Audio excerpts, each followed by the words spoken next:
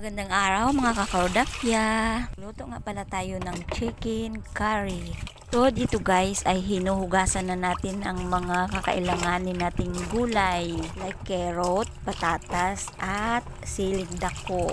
Ang tawag dito sa amin ay pidada. Yan, malinis na yan. At dito naman guys ay hinihiwa ko na at binabalatan. Nauna pa yung hiwa kaysa pagbalat. Kailangan lang natin siyang hiwain ng pa-square at pino para madali siyang maluto mamaya.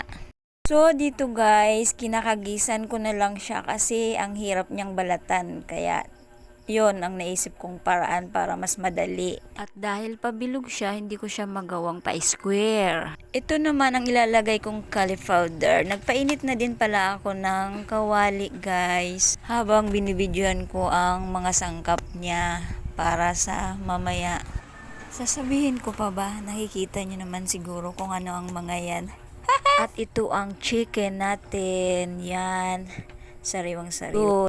Dito guys ay kasalukuyan ko na silang ginigisa. Pinaghalo-halo ko na yan. Ayan. Chicken. Tapos ng bawang sibuyas luya. Haluin lang ng banayad. At sunod na rin nating ilagay ang chicken cubes. Then, ilalagay na rin natin ang Jolly Can Gata. At haluin lang ulit ng paulit-ulit. Okay lang maghalo ng paulit-ulit. Huwag lang masakta ng paulit-ulit. Ha? At isusunod na din natin ang curry powder. Then, haluin ulit. Lagyan ko na din pala yan ng asin, pamintang durog at magic sarap. Dinagdagan ko pala siya ng gata kasi feeling ko kulang.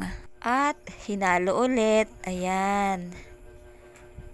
Medyo ayusin lang para takpan. Maayos na matakpan. At kinuha ko ang phone ko para ma-video ko siya ng malapitan. At ito na nga siya guys. Wow! Mukha siyang masarap. Sana masarap nga at masarapan ang asawa ko. Thank you for watching mga lalabs. Bye bye. God bless.